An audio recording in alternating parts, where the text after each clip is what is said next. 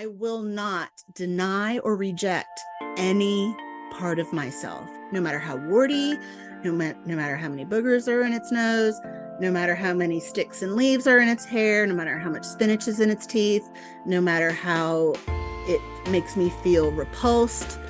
It is my job to allow all of it. Yeah. God, And that's hard. That's such a big thing. there's So a reason why our world is shot through with fear, because that's hard.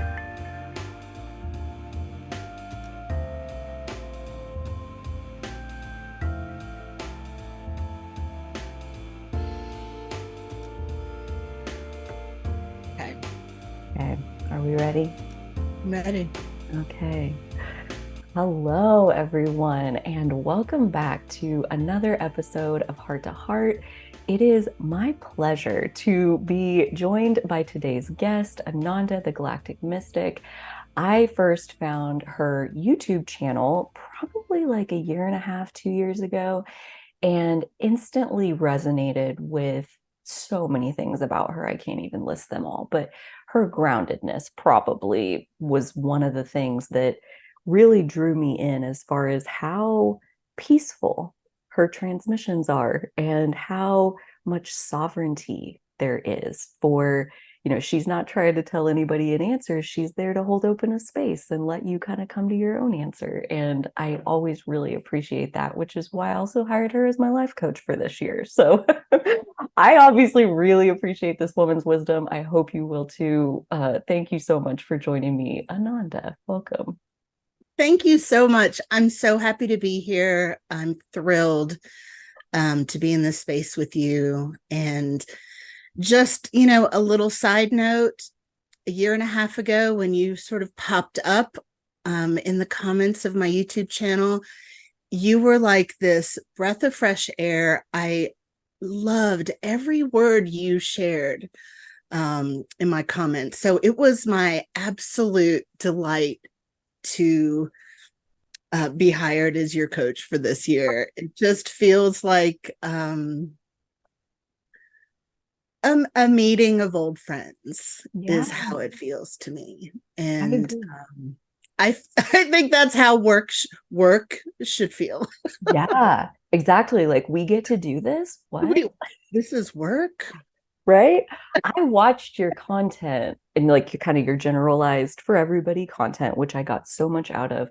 And then I had this like wild experience in the fall of 2022 where I was like, I already had a coach and everything. And I was like, I need something else. I need like more support. And that was when I reached out for my first session. And I felt so safe and held to be my authentic self, which anyone watching probably understands that authenticity is like one of my top values. So the fact that I was allowed to say things that felt so terrifying to me, and you're like, yeah, okay, like that's Yeah. cool. That's cool that that's who you are. Like there wasn't even a hint of judgment, and it just kind of like was a little bit of cognitive dissonance. Like, wait, that's possible? Like to just like, wait, what? And so yeah, to be held in that space in our monthly container so far this year has, I mean, we had my last session just a week ago, and I'm moving through like a really big transition this year. And so, yeah, to have the support where it's safe for me to discover who I even am in a way where I can like let it become conscious, like so freaking valuable. So I have no doubt the universe brings us together like on time with the people where it's like, here, look at her. What do you think about this? I'm like, I think it's pretty awesome. And it feels really helpful to me. So thank you for everything that you do. You Oh, oh, you've had a channel for how long? How long have you had your YouTube channel? oh, I mean, for longer than I took it seriously. Mm, I think it was, and I think it's maybe 5 years old where I posted any kind of regularity, even in that taking long breaks. hmm. Um, but I've been posting regularly for several years now without any breaks. And YouTube remains my favorite platform by far. I wonder why that is. I think it's the people. I think it's the people. It has nothing to do with me. It's something about the people that find me here. Yeah. There's an energetic chord that just feels different than the others. Yeah. And I find platforms difficult anyway. I don't really care. I mean, not difficult in that it's hard, but difficult to want to do. Like here in the South, we have this saying, I can't want to, and I kind of feel that way about social media in general. It's really hard for me as a business person, and as you have to get out there, you have to show up for your people, and I do believe in that. But at the same time, it's such a nonsensical game that I can't want to play. I totally get it. I totally get it. But there's something about YouTube that feels more fulfilling in that there's not as much, although there still is. You can't say certain words, and if you say one thing wrong, they won't show your video to anyone. But I don't know. I like it here. Yeah, I do too.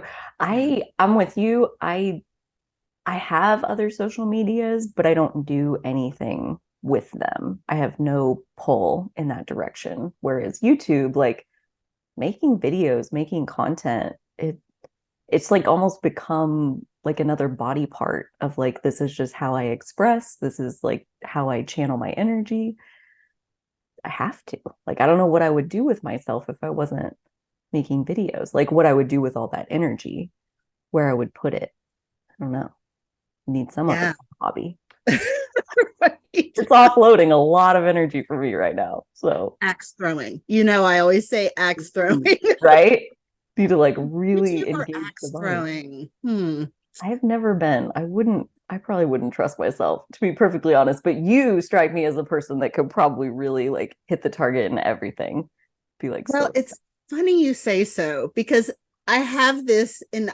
So I'm an astrologer. I'm going to explain this a little bit in astrological terms because it can show, well, so I have this kind of wildness where when it comes to things like throwing darts or playing pool or throwing axes or like frisbee, any kind of throwing, I literally either hit the target or I'm not even like, I can't even hit like the wall. It's like there's this erraticness to my physical energy, the way that it projects.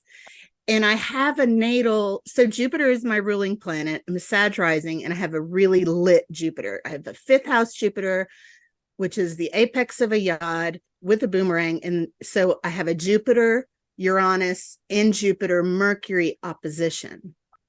So with Sag being my first house, ruling my body, Mercury being, I'm a Virgo sun, so that's my natal sun ruler, all of this kind of body energy with Jupiter and Uranus. And I'm just like this wild, like, you don't know what's going to happen. right. A live wire. Yeah, like I can pick up, something and shoot the target, or you better hide behind something because you might get hit with what I'm throwing. Take cover. Yes. You told me once, you're like, sometimes the best I can do is just tell people you need to get away from me. Yes. Like, I don't know what my energy is going to do right now, so you should go away. Yeah. And I really remember that. I was like, please. what a service. Get away from me. This is for your own good. That's the most loving thing I got for you right now. Go away. Get away. Yeah. Oh my gosh. Oh, yeah. What's that like? Like, do you feel like you've grown into that wild energy as you've aged and it's like easier to deal with now, or like harder in childhood, easier now, the same across the board? Like, did you grow into it, or was there something else? Well, I've grown into acceptance of it. It's always been there. I didn't always understand it. But my practices helped make it make sense. And when we can make it make a little bit of sense, we can accept it. And then when we accept it, we are embracing our capacity. And when we embrace our capacity, we have choice. So that's when I know to say, I'm stationary and I really need you to move away from me for whatever reasons. I'm throwing an axe. I'm in my anger. I feel whatever. I want my space. There are a million reasons why I might say, I need you to go. And that's a choice that I'm making because I know my capacity. I know my capacity for anger. I know my capacity for wild throwing, Right. Of all wild kinds. of all kinds. And that's, and notice I'm not trying to change that I do that. Right. Right. You're not trying to like cut off a body part, like, oh, I shouldn't be that way. No, I'm fully accepting my wildness and I'm honoring the people around me, regardless of the situation, by myself, giving myself the choice of, am I going to let this energy do what it is, or am I going to choose to inform the people around me a little bit about what's happening? Mm-hmm. Mm-hmm. And that choice, that's in everything. When we understand our capacity, we then have choice. Yeah. When we deny our shadow, when we refuse to look in the mirror, we refuse those things because we think we're going to have to change what we see. But we don't have to change what we see. I'm not saying we don't have to grow, because we do, but growth isn't always what the world tells us it is. Growth is understanding your potential for all things, darkness and light, and everything in between. And who even says what's what? There's so much subjectivity to basically anything where we get into that judging space of like comparing ourselves to other people or trying to live up to a written set of standards or whatever it is. The whole like, there is no good or bad. There's just understanding your capacity and making your choices and like living with the choices that you make. Is Yeah. that something that has just kind of been ingrained in you, or did you learn that somewhere along the way? Like, was there a pre-phase where you didn't know your capacity and it caused harm to people and like that's how you learned, or like how did that come online for you? Absolutely, yes. I have caused a lot of harm to myself and others through people pleasing, through enabling, and through victim, being like sort of stuck in a victim loop. And there is a sensitivity about the word victim that I'm careful to use that word. But yes, I mean, part of me that is wild, my life has been wild. I've had wild and varied experiences beginning at a very young age. And so this kind of experience of the sands constantly shifting below my feet has been a lifelong experience. Mm. And so that is extremely traumatic, extremely traumatic. And so I spent a lot of time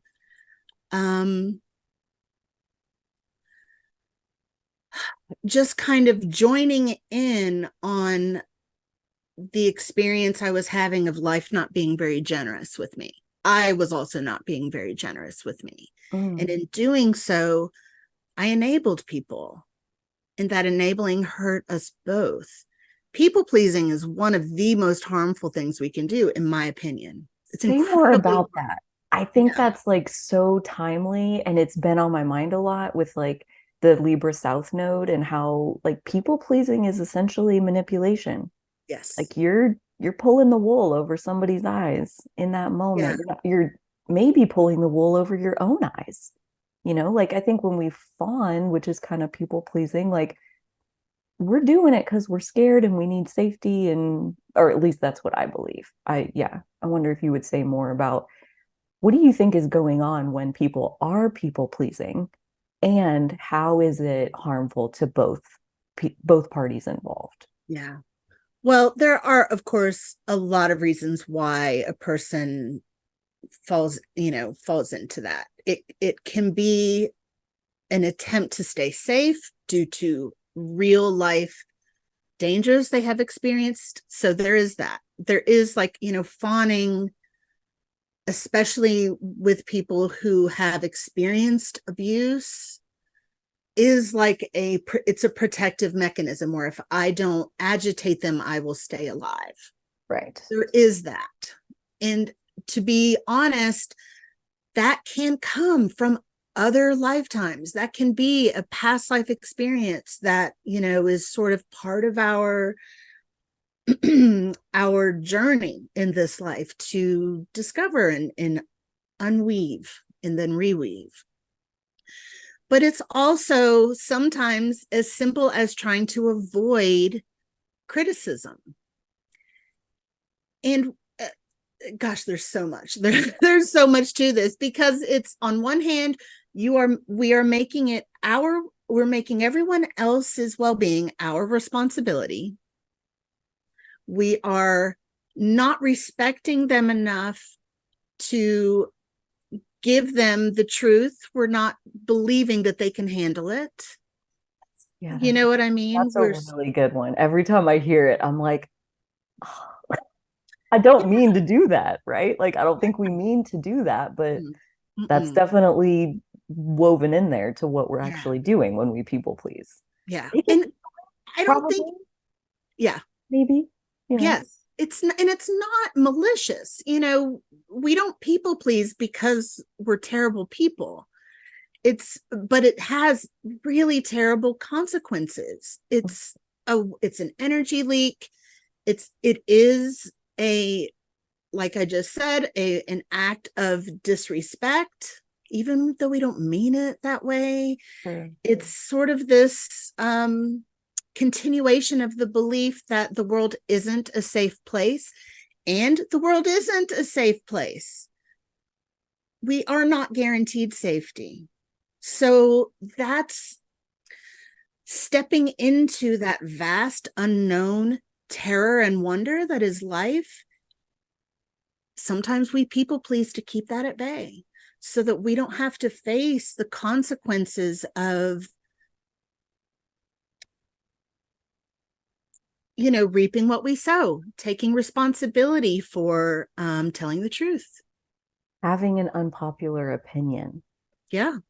This morning, those were the words that just were like in my mind over and over again. Is like, having the unpopular opinion is terrifying and oftentimes punished by society, like public shaming and, shunning, and whether that's formal or just informal. Like, we're each entitled to our own opinion, and yet there are so many consequences. Like, we live in the land of free speech, and yet there's so many consequences when you say what your opinion is, when you tell the truth, and then they all want to dogpile on you for your truth. It's like, free speech is kind of an illusion at this point.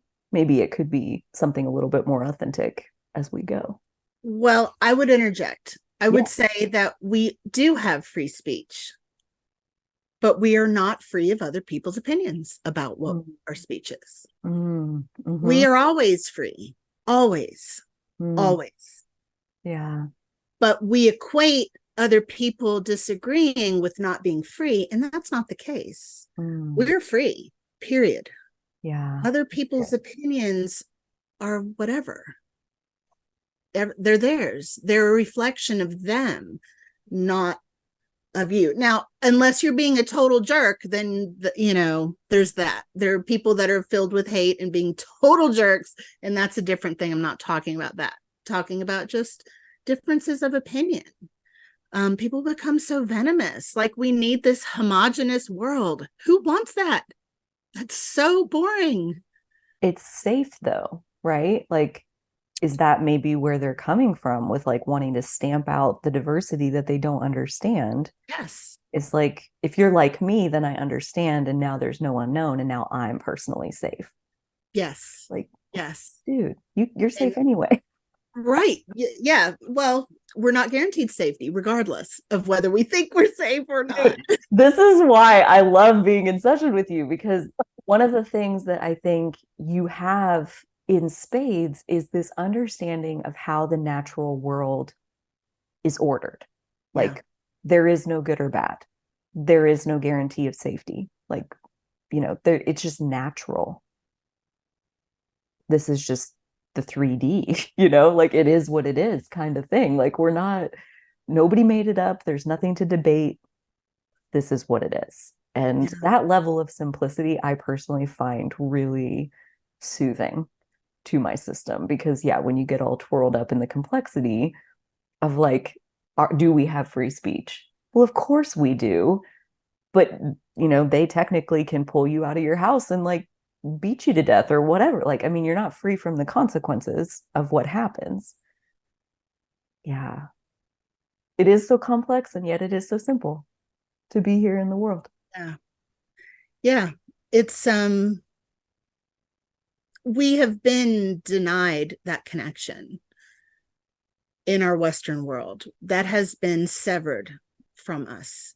And I'm of the opinion that reclaiming that, rediscovering that as a people is how we save ourselves, because Western society is created on the foundation of fear. It is shot through with fear from top to bottom, and different is dangerous.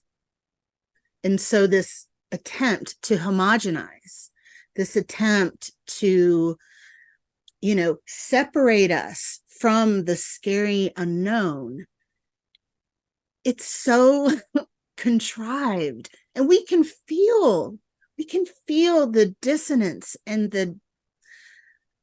the way that that's not real. It's a false construct. And for a long time I rejected the word like decolonize, to decolonize your mind, because I didn't really understand, because it's political. People make it political. But it's actually not political at all. It is literally about the fact that we in Western society are people who have nowhere to belong. And because we have nowhere to belong, well, we think we have nowhere to belong. Sure. In that sort of feeling of lostness, the safety net of Western world is all we have, and we think that will keep us safe, but it just keeps us at each other. It keeps us disconnected from nature, from pleasure, from receiving, from the feminine aspects of our world and of ourselves, and more than anything, from the understanding that life is cyclical. Like, psychologists now know that we as humans do better when we understand that life is cyclical, that if we are hitting a wall of despair, we can trust that it will not last forever. Right. If we are on a high, we can check our ego by knowing it's not going to last forever. And it's not because we've done anything wrong necessarily. We do there is the responsibility for our actions and the reaping the seeds that we've sown, but there is a natural cycle, which the fear of that, trying to stay at the high or trying to avoid the low, is this kind of world that we've been born into. It's not our fault that we're here. We ourselves didn't create it, but it is our responsibility to snap out of it. Yeah.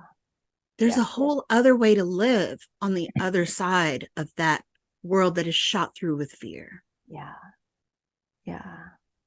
Well, and I feel like so much of the fear itself, like, is based in the concept of trying to avoid pain, trying to avoid things that you think are going to hurt or that are going to make your life harder, or, deliver some kind of hardship to you. And that's where you think, not you, but like people can think that like repressing other groups of people it's like this is for their own good, or this is for my good and the good of my family and my people. Like that's where, yeah, it creates these like, I can only keep myself safe by persecuting some kind of bad guy.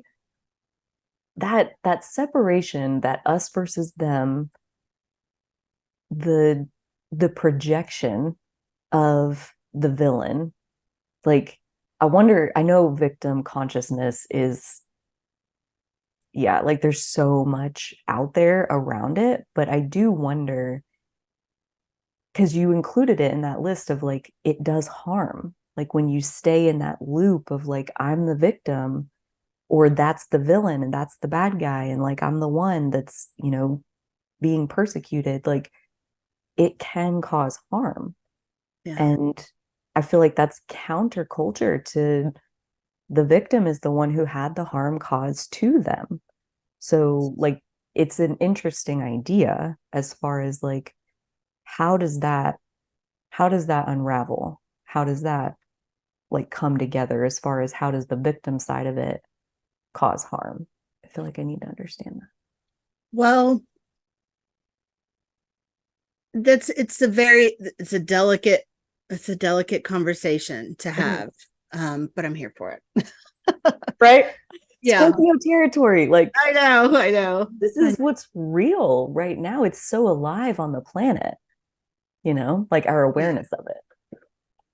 So how can I start this?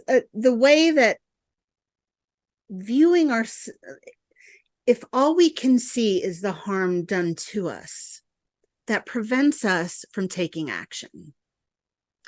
It can prevent us from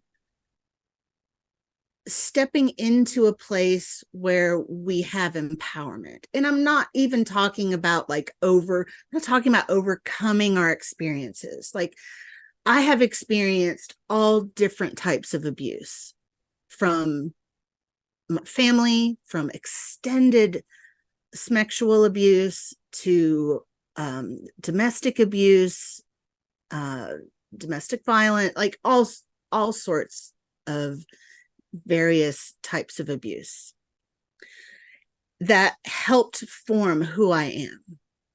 And I cannot say that I'm over it. I'm not over any of it. But the experience of sitting with my anger and sitting with my grief, sitting with the injustice of it,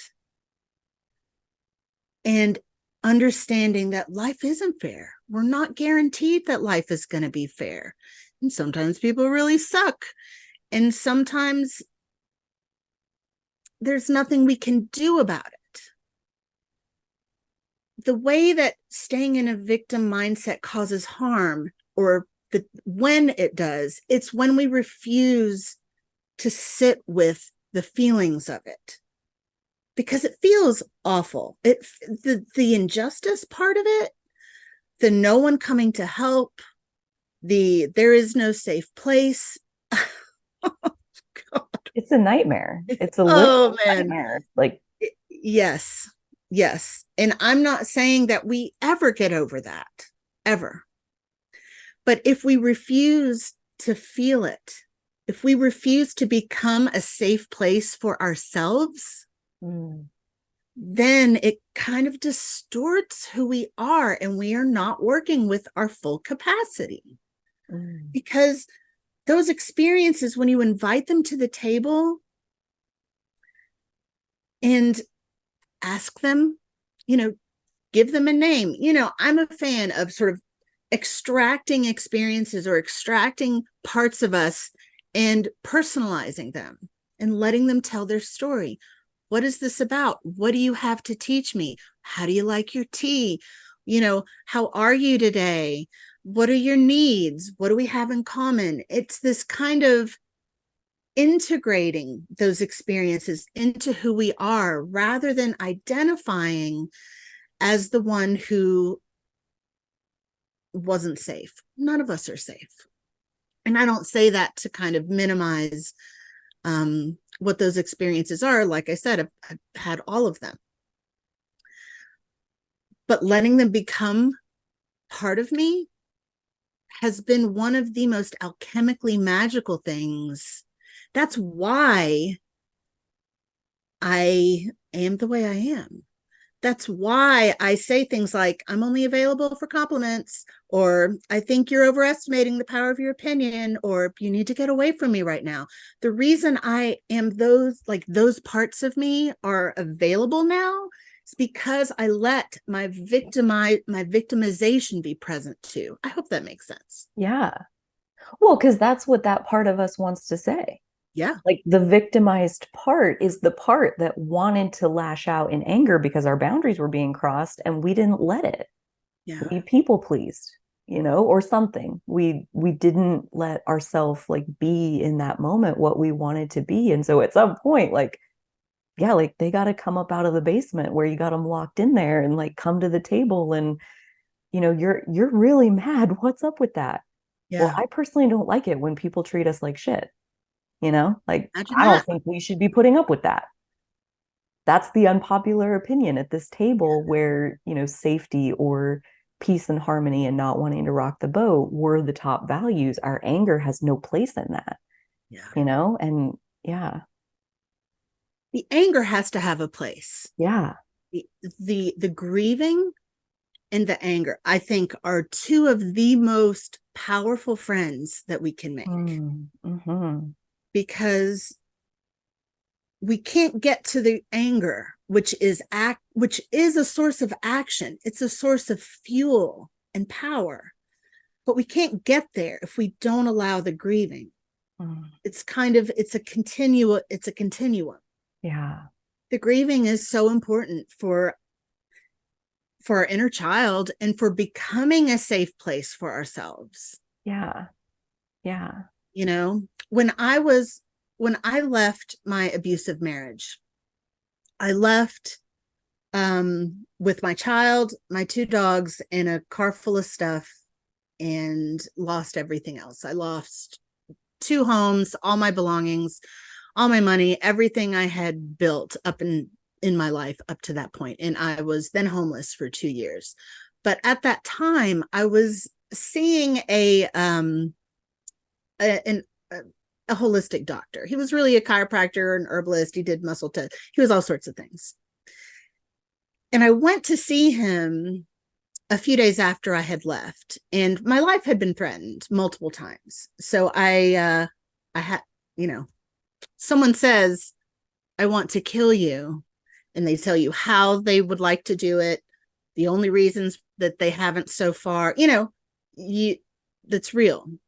It's real. It's time to leave. So I went to see this doctor, and I was expressing my experience. It was supposed to be a safe place, and I was sort of telling my story, and he got very agitated.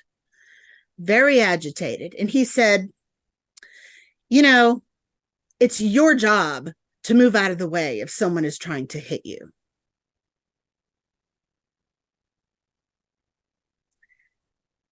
And I was like, what? He's like, there is no such thing as a victim. It's your job to keep yourself safe.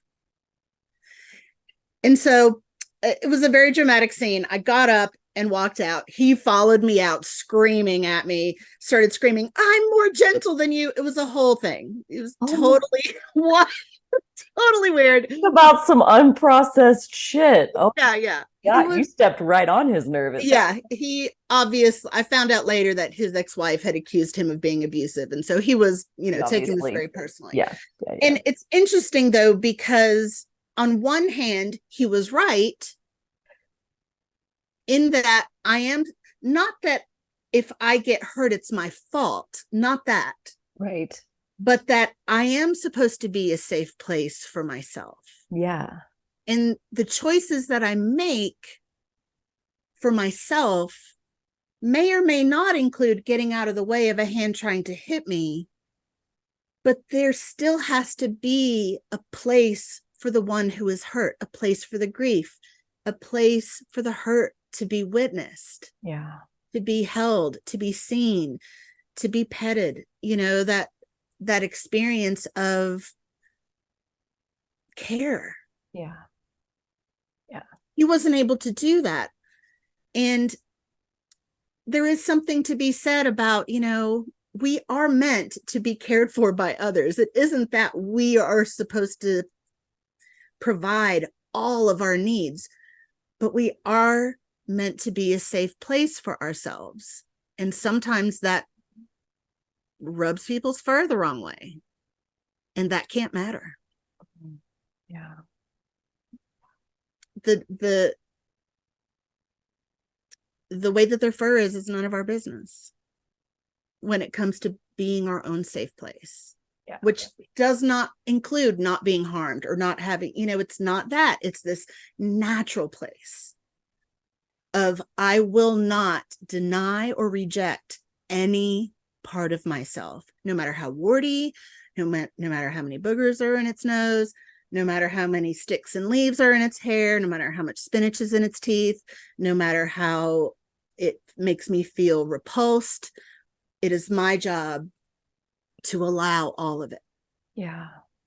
God, And that's hard. That's such a big thing.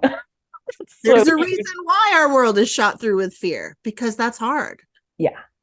Yeah. Being honest is hard. Like, it's really a lot easier to just hide and lie. Like, that's the easy way to go through this world. It doesn't feel very good from my own past experiences. We kind of run into that place where is it more painful to be stifled or to potentially get rejected? Yeah. And or criticized, and I know that I have spent a lot of time like holding myself back because I can't stomach other people's criticism, other people's opinions. That's all they are. I mean, but back when I couldn't stomach them, it's like it was me taking it like it really did mean something about who I am. And I think in general, that was because I had a pretty small idea of who I was. Like, I really don't know. I don't know. My parents said some stuff.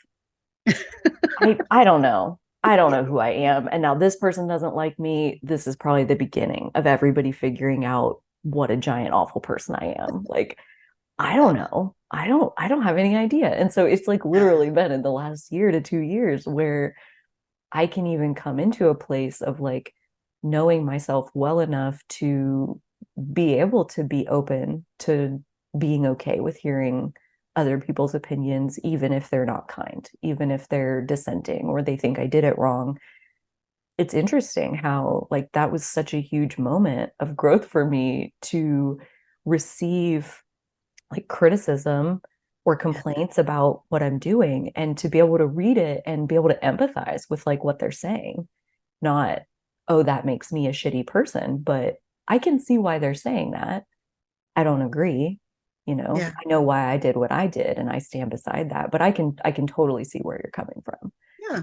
Like, and so that it's like one of those moments where you don't even realize like how much the little by little by little is adding up, and then you receive something like that and you're able to be with it in like this completely brand new way where you're like, wow, like this is why we take the one little baby step every single day. It doesn't have to be the whole thing, just one little step in that direction, and then you witness like, wow, when did I even grow into this? I don't know, it was so gradual.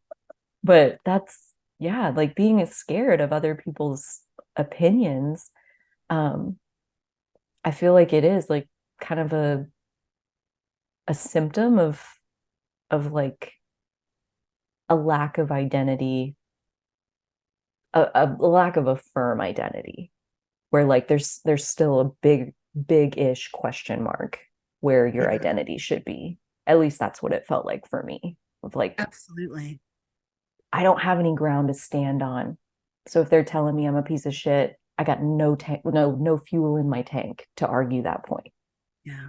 I don't know. Maybe they're right. Yeah. It's and so what if they're right also? Well, and that's where again, I couldn't see that until I had some ground to stand on, because if they're right and I have no ground, then I can't provide ground for myself. And now they don't like me, so they're not going to provide ground for me. And now I have no ground. Right. Like it was such a security survival thing to people please, to not want criticism, to not open myself up to that kind of feedback. It was such like a self-protective measure. It was very painful to, yeah, have people thinking things about me that I'm like, I hope I'm not like that. Yeah. Like maybe they know better than I do. I don't know. Like, but I feel like I've come a long way. And so much of it is knowing inside of myself, like what feels true to me and what does my animal body say about it. And That's to it. listen to that as my authority figure has been something that, I mean, it's taken step by step by step, year by year by year to like grow into that. Yeah. Yeah. Yeah. We're so trained to sacrifice ourselves, to not think about ourselves, to be non-substantial. Mm. And that's just crap advice. Bullshit. I was telling you that right now. Crap. That's Yeah. just it. That's, like uh, when I was able to, you may not know it, but I used to be an incredible a people pleaser. I have a Pisces moon. I lived in that Pisces moon. I would cry for days about stories on the news. I could, overwhelmed by just everything and feeling so weak, so non-substantial, not weak as in weak versus strong, but just non-substantial. Yeah. And what helped me is, and I talk about this a lot, my code of laws for myself. I have these agreements that I have with me. And if I'm following those agreements, then I'm doing the best I can. Like I'm achieving what is important to me. So, I tell the truth no matter what. I am a safe place for myself. And those will be different for everyone. Sure. And in that, I learned that whether people like me or don't like me has nothing to do with me. And it's easy to say if somebody doesn't like you, that's just them. But it's also true if they do like you, if they do like your words, they're just having an experience and putting your face on it. Either way, it has nothing to do with you. And like I said before we hit record, everyone is just regular. Like no one is, that's like learning and realizing that everyone is regular. Everyone.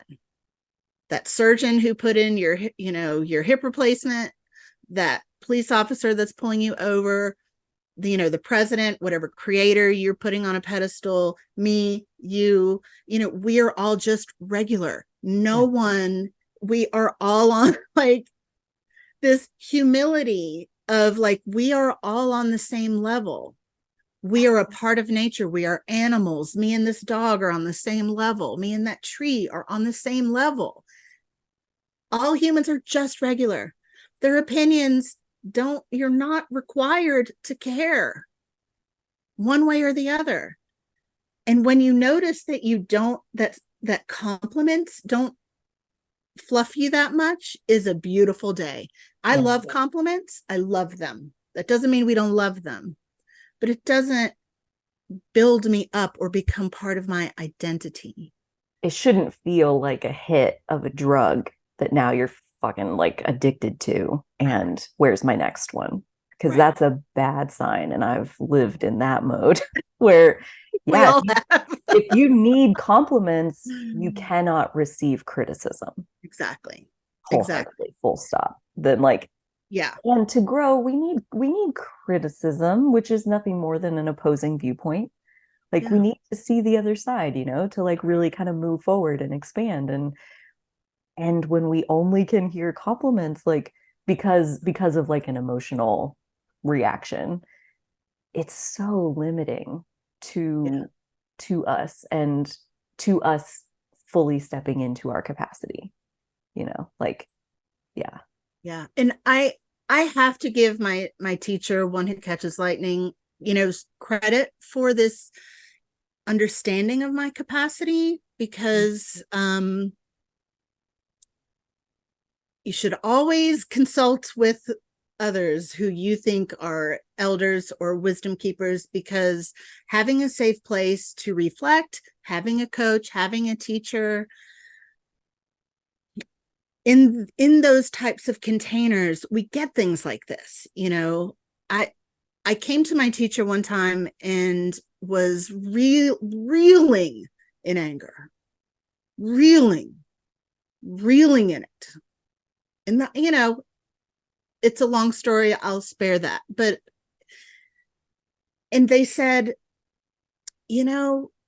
without understanding your capacity, you cannot have honor. Being a warrior means understanding your capacity. That is how honor is gained. Mm. And then as I worked with that, I was like, oh, that's what gives us choice. Mm. And that's how we get, that's what is honorable, to understand ourselves and to make choices that are in alignment with our personal code of ethics, our laws that we have for ourselves. Working all that out for yourself is like, it is the new freaking world. It's a totally different way of living that is free. Yeah. Well, and I want to like kind of juxtapose these two concepts of like, it is so valuable to consult elders or to have like a coaching space held for you, to like have a reflection from someone you trust and respect. So important, so valuable. And you cannot just copy and paste what they're telling you into your system. Like, it is such an individualized process. And that's one of the reasons why I see you monthly. Like, there's a part of me that would love to have a session with you every single week to like, oh my God, like, here's all of this, like, help me feel better. But there's part of me that knows like, no, like, I need wisdom and I need the space to figure it out myself. Yes. And as much as I would like, multiple times I've been like, how about we up it to twice a month? Like, how about you just like hold me a little bit more? And so far I haven't acted on that, because every time I'm like, what if you held yourself a little bit more? What might that look like in this moment? And I've gotten myself through every single urge to like, ask you for that. So yeah, like, how do you feel where that line is between when you need your own wisdom and like when is it time for somebody else to kind of help and hold and reflect? And well, one way is understanding that my teacher is a regular person. I don't pedestalize my teacher. I don't need them to dress a certain way. I don't need them to be perfect. I absolutely see their humanity, all of them. I don't need them to never make a mistake, to never say something I disagree with. That's one thing. Yeah. And then there are times that we do need to be held more. And that it's important to let ourselves have that, while at the same time, any proper teacher will always defer to you. Always. Yeah. If they're not, get away. Yeah. The whole point is to help others remember that they know, to give them permission slips to know for themselves. Yeah. And to teach them how to write their own permission slips. Yes. Write your permission slips. Write your own permission slips. Code of ethics. Yes. Discover your own capacity. Yeah. What type of honor carrier are you? What is your flavor? What color is your thread? What tapestry are you weaving? You know, it's not about being like me or me being like my teacher. Sure. No. And the teacher No. who is trying to tell you that, like, here's the 12-point mission statement. Yeah. We're all going to repeat this out loud. And if you step off of it, then you're going to hell. Like, Right. red flags where if somebody needs you to be just like them or like they have your right answer, Yeah. that's dangerous territory that, like, I think Libra South Node, this chapter, is going to help us see even more clearly, like, just how dangerous it is to fit in and Yeah. like need to belong more than you need your own personal sovereignty. Yep. Like, that belonging will get more and more and more expensive. The Yeah. cost, the price of like what you're having to trade to fit in, like, is dangerous territory. It is. Makes my scalp tingle. It's really big. It's really big. And you know, in this field, in the alternative spiritual field, you know, people tend to think that the number of followers a person has equates to how much they know or how good they are. When in fact, there are many coaches out there coaching people on things that they have never done or accomplished themselves. Relationship coaches who have never had a long-term marriage or long-term relationship of any kind. Or they're like struggling and, secretly wanting a divorce or whatever, like, can't. I met one of those like here within the last month, and she was saying like so much of her shame is the hypocrisy of what she's trying to help other people with while knowing secretly that she's struggling with the same problems. Like, it's like, yeah, what? Well, I think that's valid because she's in it. What I'm talking about is people who have never been in it. Oh, well, sure. Like a weight loss coach who has never been overweight. Ah, People who have just never done the thing that they're yeah, trying to teach. And yeah, no there's clue. so much of that. I actually think it's very valid for someone who is struggling in the thing that they're teaching to be teaching, because we're all regular, baby. We are all regular, and we don't have to achieve any level of perfection in order to have something to offer. Yeah. There's Oh, always going to be people that need what you have to say at whatever level you are. I hate the word level. I hate sure. the word level, but you know Sure. what I mean. Yeah. We always have something to offer if we're willing to be transparent. If she was willing to share her struggles, I bet her business would increase. Yeah. Totally. Totally. Because that's the part that's hard, is where you're selling a fantasy and you're not living it. Yeah. And like, at that point, yeah, that's deceptive. Trying to tell people that something exists and you yourself haven't ever found it. Yeah. Like, I feel that way sometimes about owning authenticity when I struggle with being authentic. When I feel held back by, like, I don't want to tell the truth right now. And then I'll go into this loop of, like, again, having to unravel, like, why is it so hard to be authentic? And I mean, because it's a new path to be honest and real and whole, not light, love, ponies, and rainbows, but like storm clouds and lightning bolts and Yeah. throwing things and screaming and growling and biting and Yeah.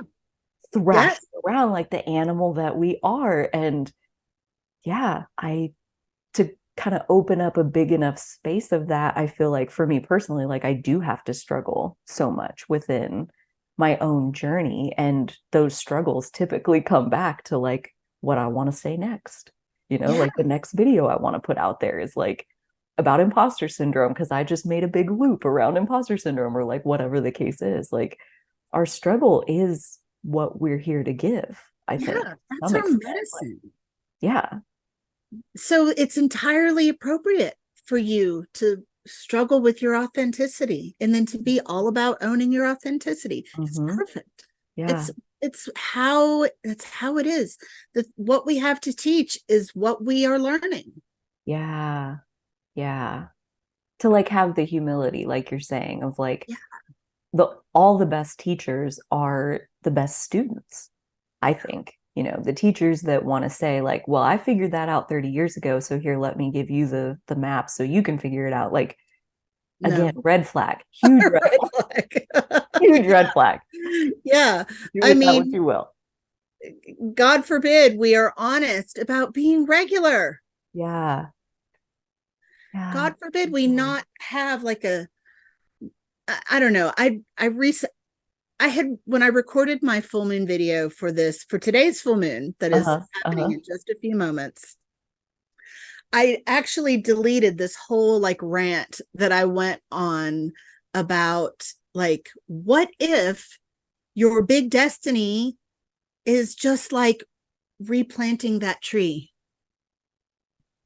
What if your mission is to do something that no one will ever know about, that no one will ever see, but that changed the existence of one being?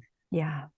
We're so narcissistic with our mission, Like the being grandiose. special, being chosen, being a really activated, powerful star seed, and it's like, we're all just regular. And in that, we are all spectacular. And also, like, how much of your mission are you needing to be witnessed and seen and validated by eyes that are not your own?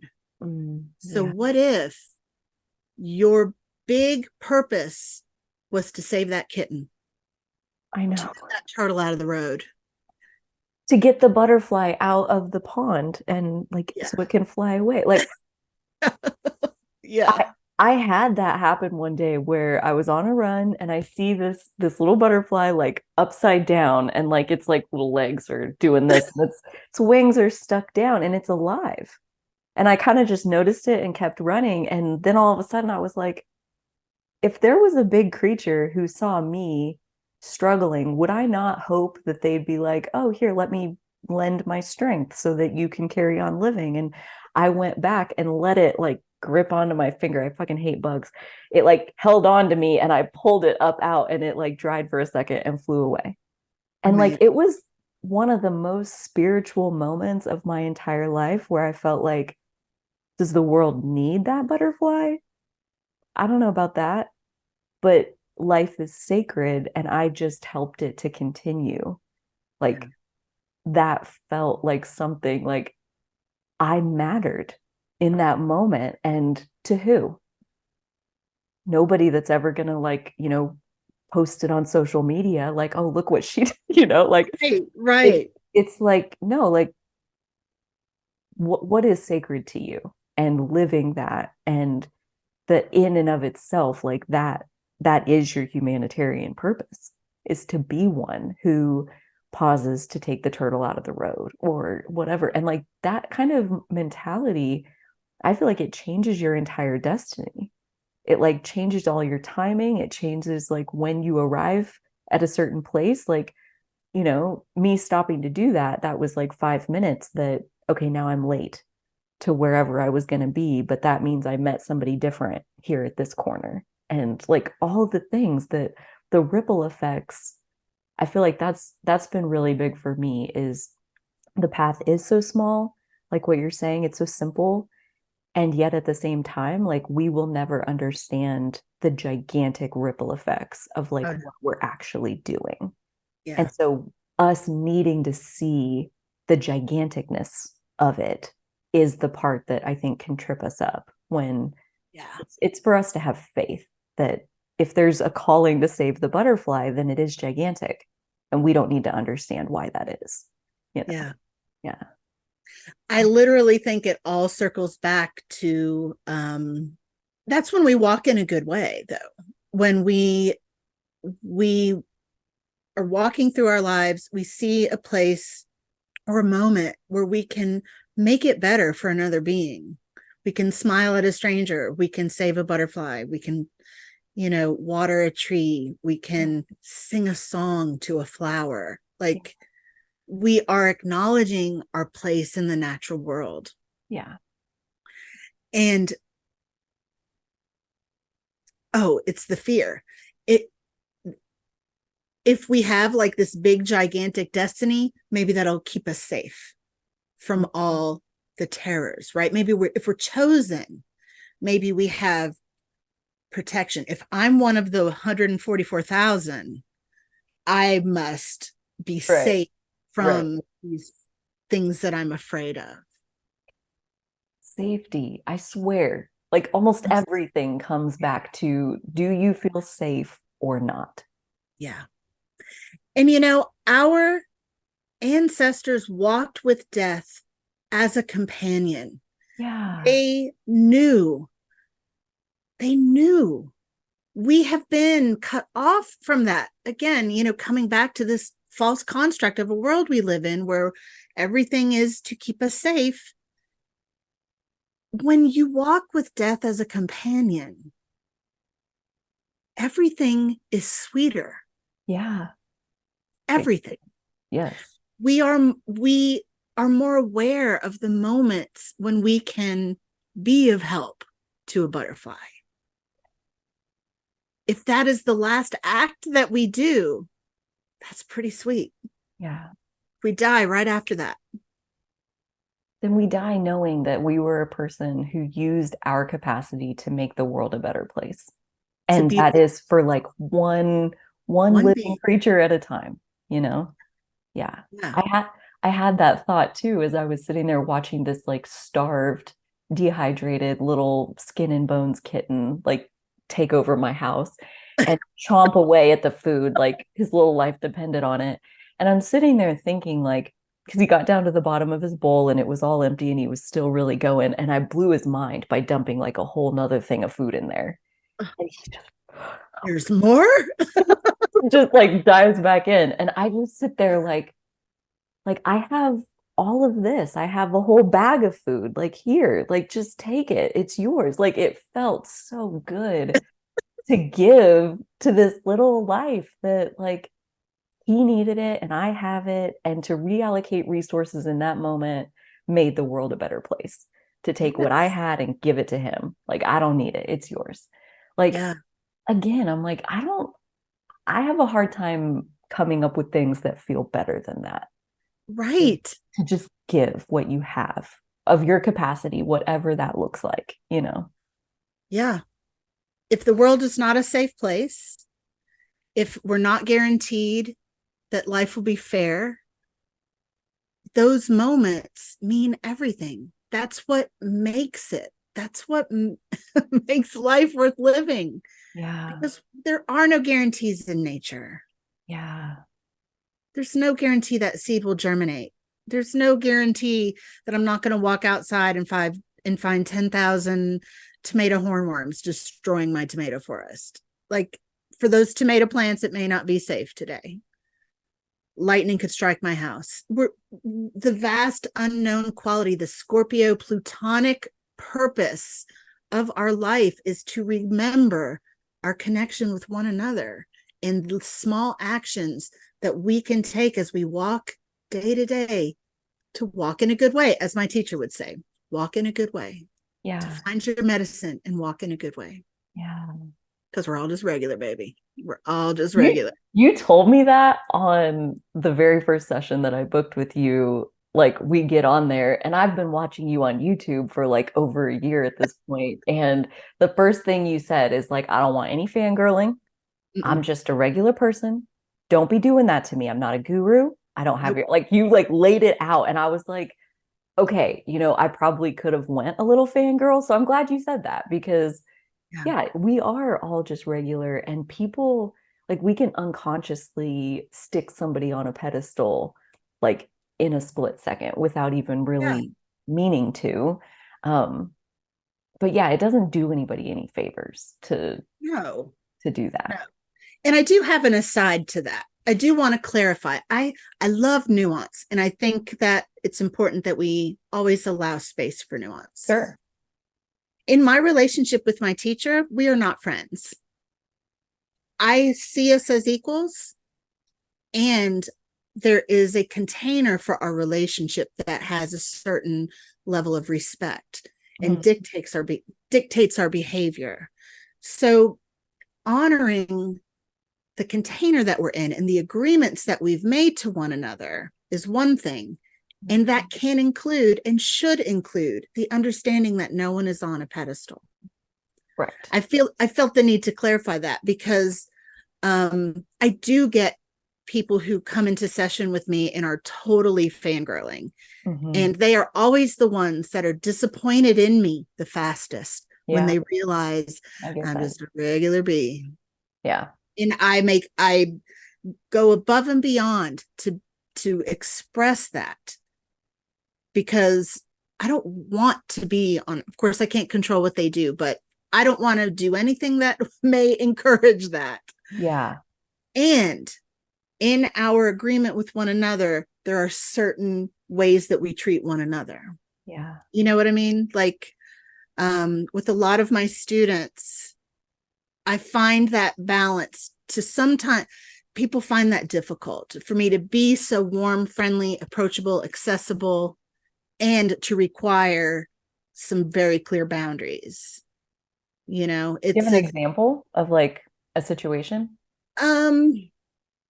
Well, a lot of times I get a lot of requests for free work from people who I do care for and do go above and beyond for, but there seems to be they miss that like they don't have access to me 24/7 just because I'm generous, warm, available, and I genuinely care about you. I still need that boundary because we have this relationship. Like, you're not my neighbor.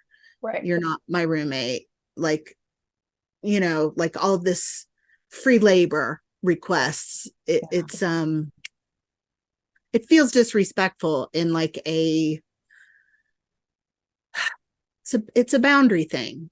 And so I hold the boundary and I give them space to hold it or not. But, you know, it's one of those things where, you know, I'm from the South. I'm a Southern girl. I'm extremely friendly. Sure. And I'm a freaking barbarian. Like, I will also destroy you. Like, you've been warned. Yeah. And it's hard for people to see both things happening in the same person, you know, where there's nothing you can tell me that I will judge you for, literally. You know, like, I have the capacity to hold space for all the darkness within you.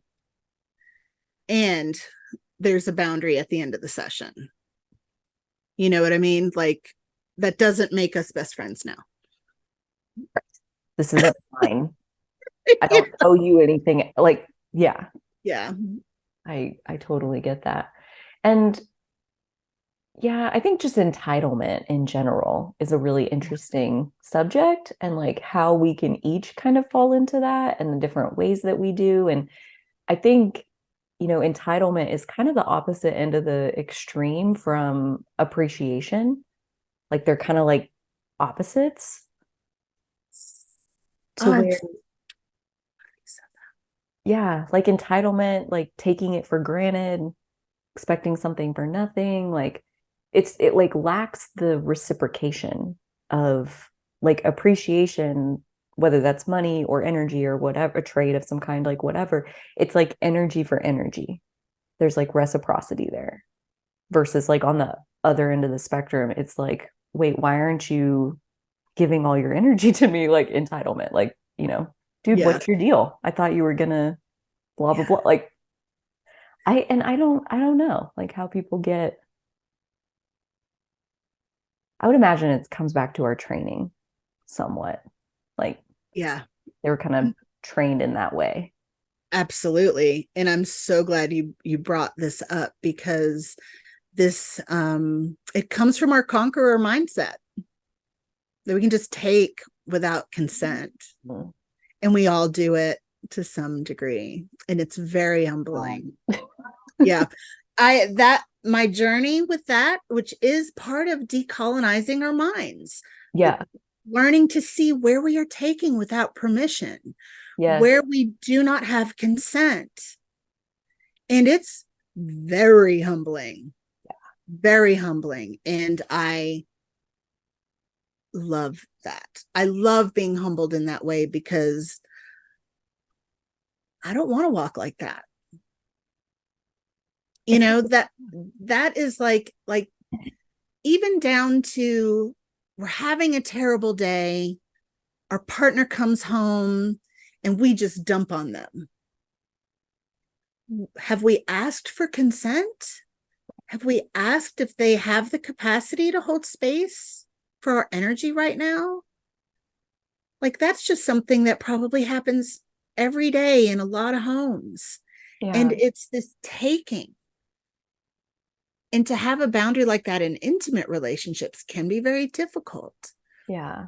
But to, you know, circling back to what I was saying about, pedestalizing, like, do you ask permission? If you are asking for something that is outside the nature of our relationship, ask permission. Yeah. Ask for consent. When we ask for consent, we are respecting the other person as our equal and ourselves. We're coming from a place of humility and respect, Yeah. not entitlement. Yeah. I can take this because I want it. What was I watching? I was watching, what were we watching? It was a show about an island in New England that the seals have taken over. And the people were so angry, saying things like, why do the seals over people? Why do the seals get access to this over people? People should get access to this above everything. And I was just struck by the conqueror mentality of, and that's in the Bible. We're here to have dominion over the earth, which is how conquering of a lot of lands happened. This belief that we're here to take whatever we want, to misuse and abuse to our own delight. And that is like step one of cutting us off from being a part of the whole, being a part of this, an animal. And that leads us right into denying our shadow, refusing to see ourselves. It's just a big circle. Yeah. Well, I had that happen like last 2 weeks ago, where I realized that I had been crossing somebody's boundary and they did not like it, but they hadn't been saying anything until they did. And then I'm sitting here like, I've been crossing this boundary for years. And now I know that the whole time I've like been causing harm without meaning to. And like there was this whole thing of like, I'm the bad guy in this situation. Like they should have said that this is their boundary and they don't want that. But still, at the end of it, like it was my action. It's a lot to reconcile. And maybe that's where you say like humbling, to realize like just how easy it is to take something without the consent of another person. Like it's not a malicious thing, or it doesn't have to be. No, it doesn't inherently make us a bad person. Totally. Yeah. If there even is such a thing. Yeah, I think there is, but yeah, I think there is a such thing as a bad person, or a person who is doing very bad things, but to have consent and to notice where, for me, you can probably tell this has been a very humbling experience too, because part of my people pleasing behavior of the past also included an emotional and verbal dumping on people.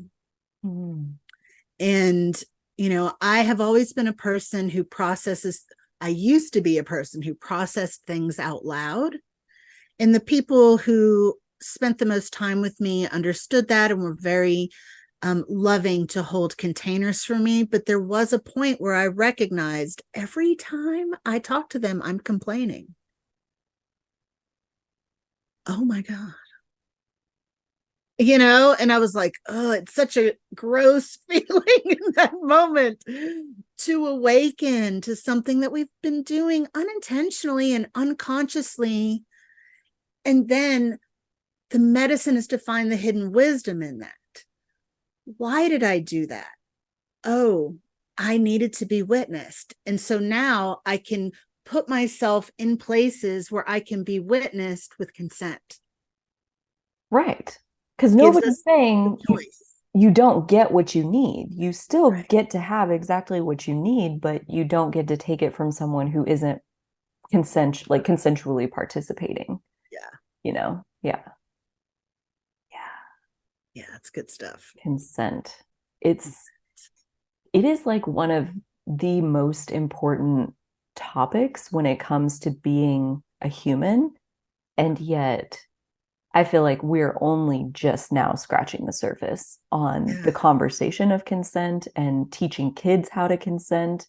Like babies come into this world the property of their parents. Yep. And that's the beginning of the end. Like that's Yeah. them not knowing how to consent. Yep. They know how to be the property of someone else. They know how to obey. Like that's what I was taught was Yeah. listen to your elders, speak when spoken to.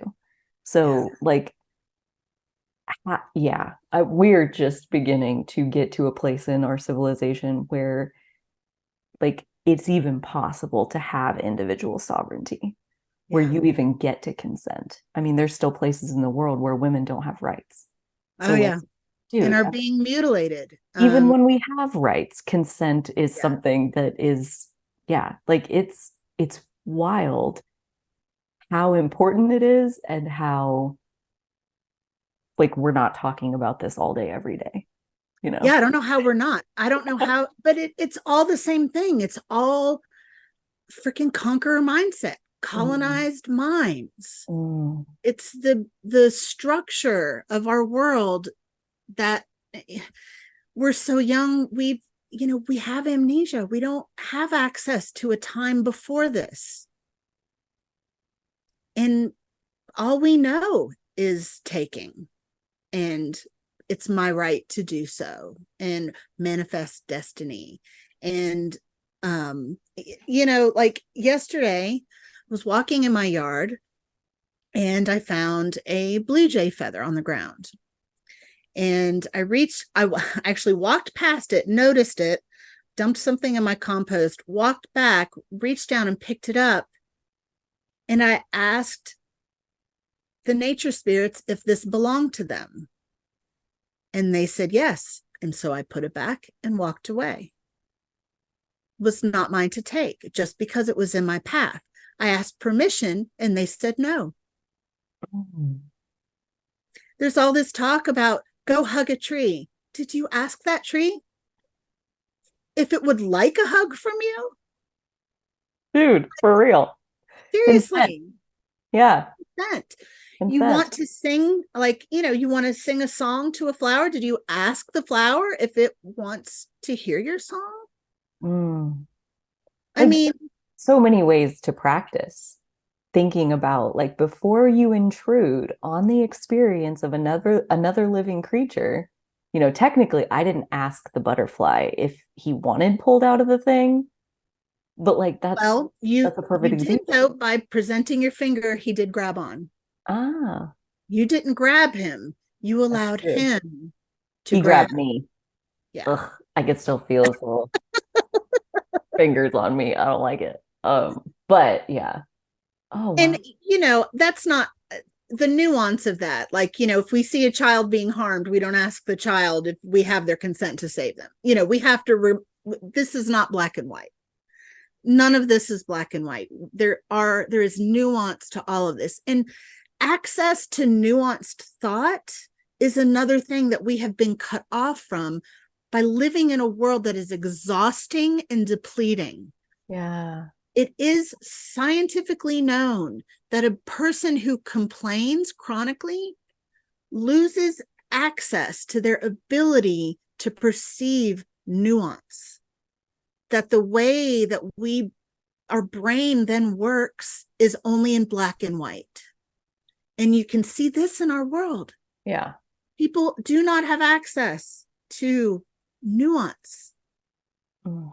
And that is generally also not our fault. It's this world that we live in. We must understand where it all comes from. It's this matrix is an illusion, but it's not what, when people usually say, in this matrix, they usually don't mean what I mean when I say that. They mean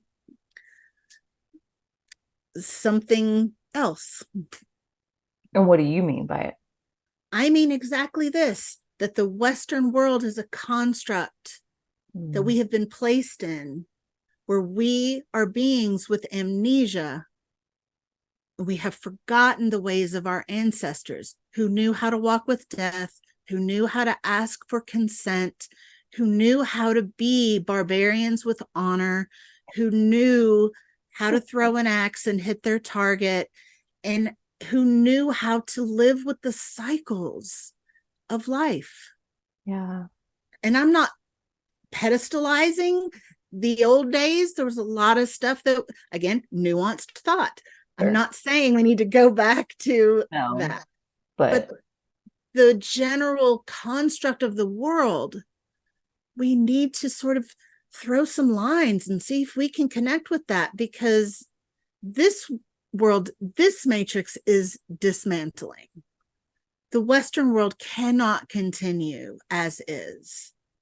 And if we don't have a line thrown with an anchor on it into something that is meaningful, natural, and cyclical, we are going to be lost. Yeah. If we even exist at all, physically. You know what I mean? Like, we can't keep this up. Yeah. Well, and I think, for me lately, everything comes back to the Aries North Node, but I do think that this chapter, and followed up with the Pisces North Node, it's like we are moving where our anchor is currently dropped. We're pulling it out of the established institutions, the laws that were written, hundreds of years ago by somebody else who's not us. Some dude. Some random arbitrary bullshit that then it's still governing rewriting our laws for ourselves, like coming up with, like you said, like, what are the commitments that you make to you, and let your anchor be there and understand the capacity. Like, I think it was one of our first sessions where you told me, like, to exist is to cause harm. Like, if you exist, you will cause harm. And to have the honor of understanding that capacity, and to be aware that, like, basically cause harm when you mean to. And if you did it without meaning to, then make it right as best you can. Once you understand what happened, when I realized, oh shit, I've been crossing this person's boundary and never realized it, like, well, now I do. And now, maybe I still have the urge to do what I'm doing, but I take that urge and I funnel it in a different direction because they don't want that, like, do something about it. That we can't change the past, but we can have the capacity to make a different choice going forward. Yeah, we do better when we know better. I think there's so much power in that statement, because, we don't want to, like, awaken to something we've been doing and then proceed to beat up on ourselves. We're literally, all of us, always doing our best. Always. If there was better that we could do, we totally would. We are always doing our best. And to understand that about ourselves and other people is so, like, it just kind of smooths all that out. Like, we don't have to spin in blame and guilt and shame and all of that. I think shame is one of the most destructive things we can hold on to. Of course, it holds our magic. It isn't that we must reject it. We invite it, but then see its story, because its story is where the magic is. It's where our purpose is, whether it be climbing that mountain or saving that butterfly. Sure.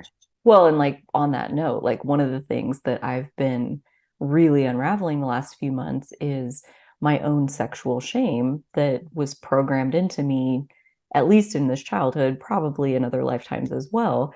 And like right now, one of my grand contributions to humanity is me unraveling my own sexual shame. That's as far as I've gotten with it, but it's really important to It me is. to do that.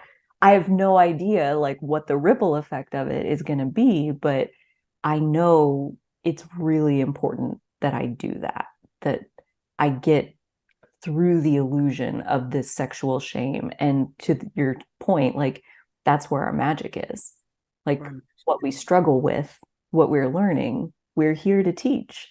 And so I do know that there's an element of shame work specifically that like first mine and then whatever. But yeah, first mine. Yeah. And that's so one of the reasons why I'm so excited about the North Node being in Aries, because that's like, hey, everybody, guess what? You actually get to want what you want. What? I get to want what I want. I don't have to feel bad about it. I don't have to spin in shame about it. I get to just exist as I am.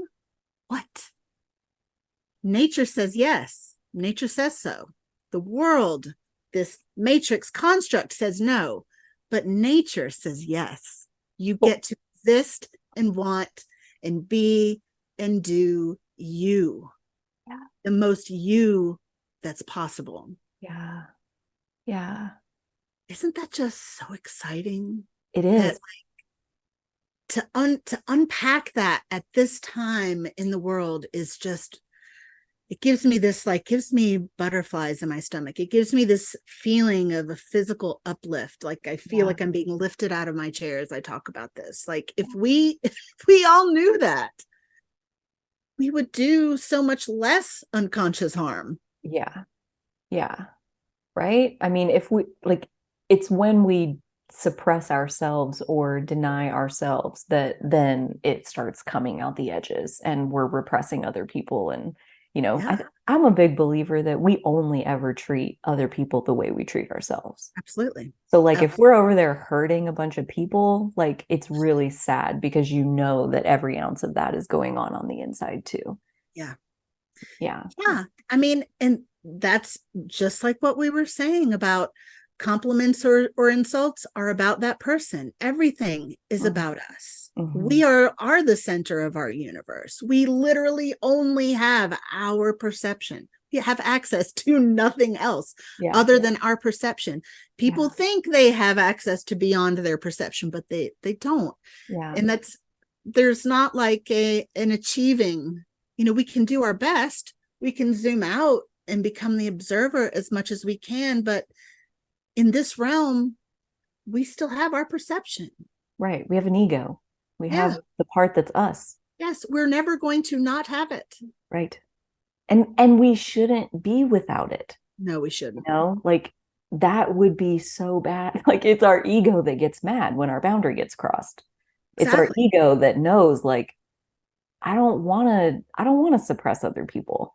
You know, I don't like the way this feels in my system. Like it's that part, that decision maker of like, I don't want this, or I do want this. Like, how are you going to know if you're just merged with the whole?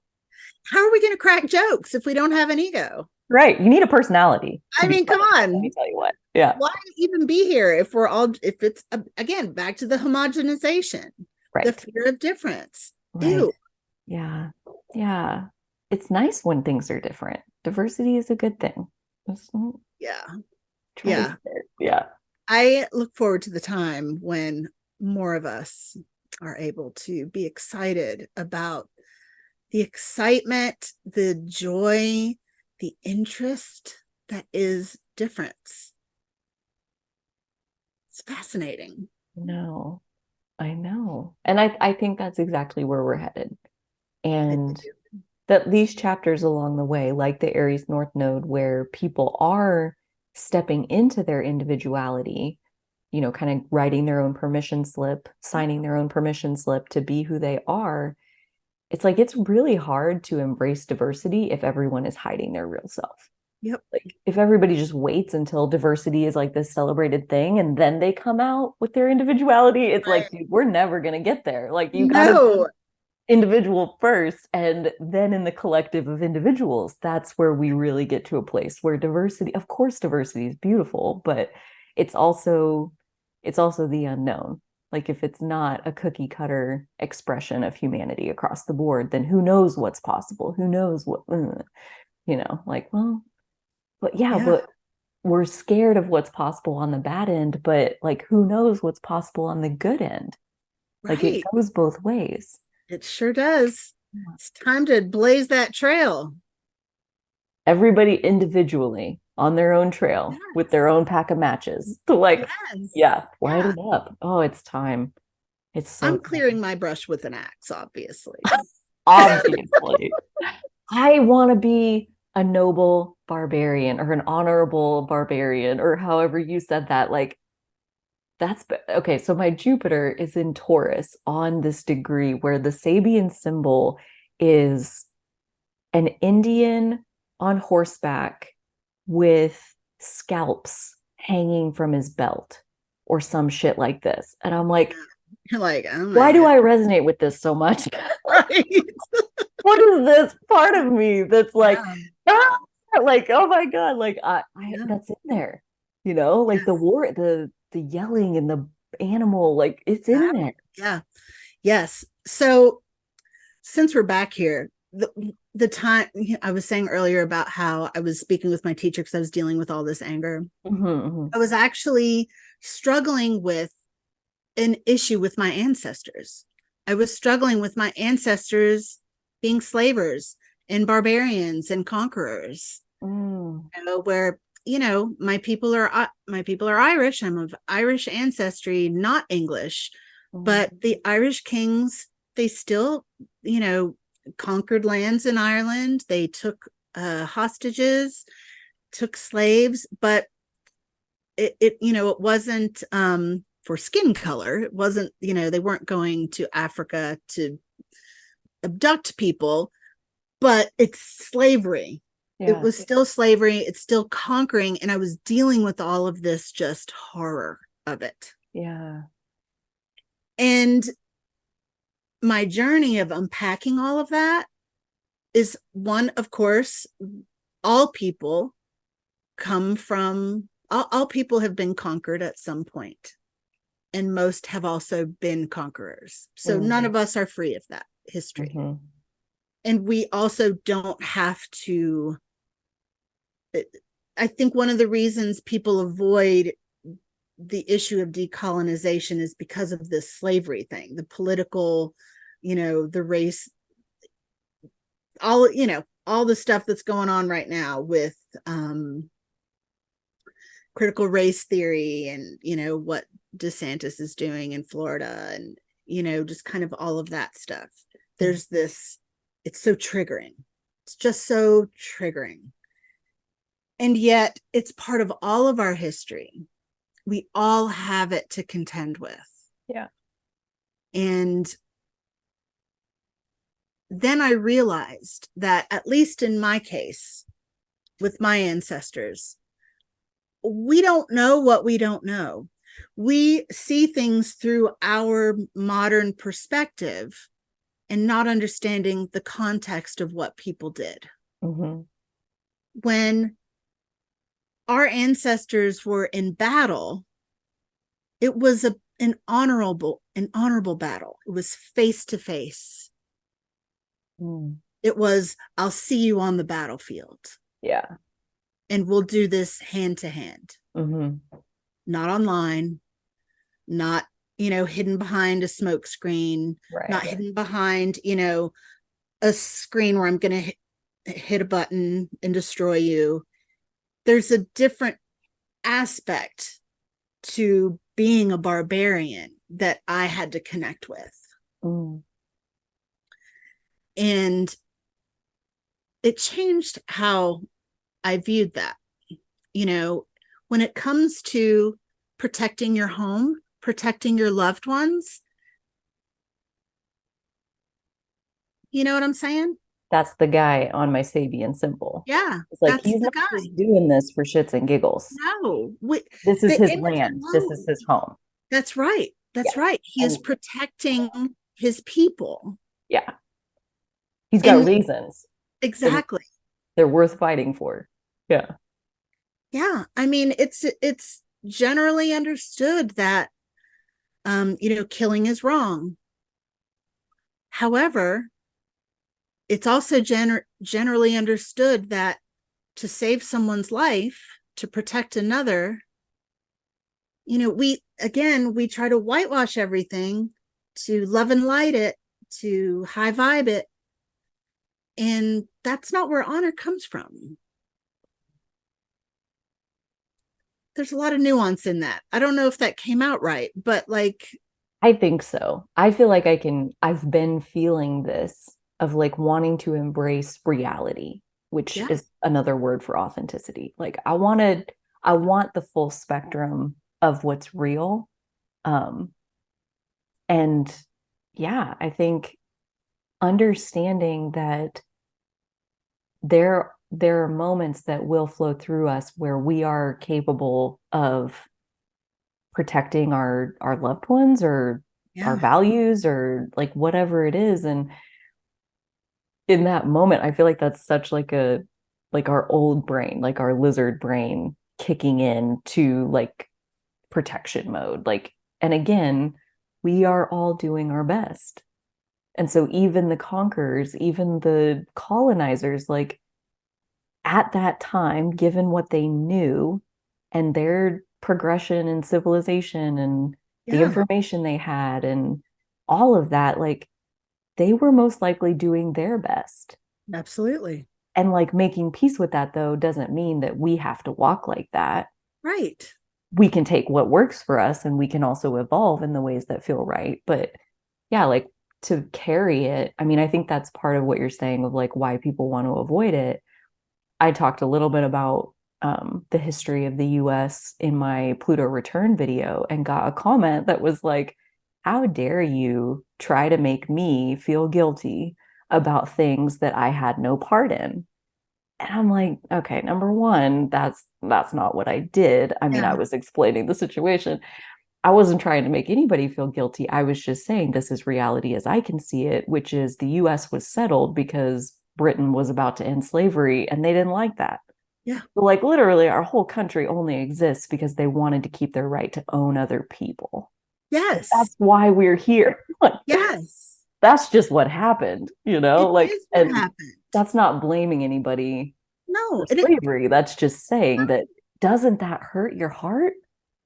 yeah, don't you want to like not Cry about that have or that something? be? Yeah, like isn't there Like, some grieving, and exactly. aren't there some things that maybe came from that we are continuing now? Yeah. Maybe, Yeah. maybe That that. the grief might show us if we let it Yes. hurt us, you Yeah, know? it's not about blame. It's not No. about the color of, it's not about hating whiteness or like any of that. It's Right. not about that. It's about reality. As you said, that is the truth of what happened.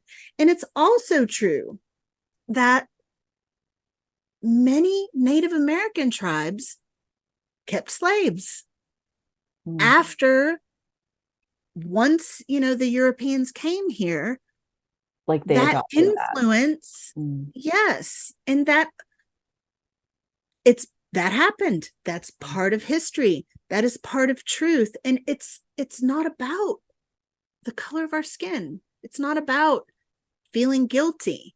We ourselves didn't do that, but we are responsible now to dismantle the remnants of that. To not continue the legacy of Yeah.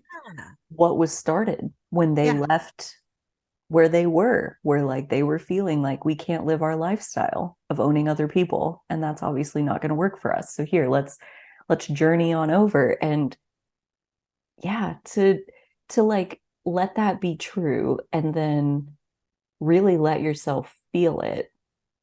It was like weeks at the beginning of 2022 where I just like couldn't stop crying Yeah. about all of the horrors, like you were saying, like the horror of it, like just the lives that were impacted. And again, I think it's on all sides because how many kids grew up like on plantations watching their parents like owning slaves, working with slaves, and then like they're just brainwashed into like this is what it is. It's the And construct they were like born into. it Yeah, just normal. kept it was normal. And like how traumatic to participate in something that you think is normal and then to find out later that like I'm a monster. Well, no, Yeah, kind it's of not. Like yeah, it's so complicated. And I it's think that's where people, I'm glad we spent so much time on nuance to get here because nuance. it's not black and white, meaning skin color or like just the situation in general. Like there's so much complexity to why this is worth bringing back up now. You Yeah, know, like it's not about blame. And I think that says something about our current society that we're so intent on pinning down who's to blame here. You yeah, know, well, yeah, you, yeah, like all of us, everybody. yeah.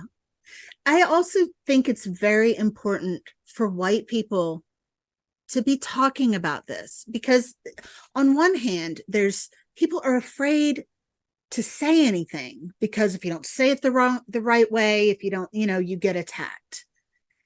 And yet we cannot leave this topic only for people of color to be talking about.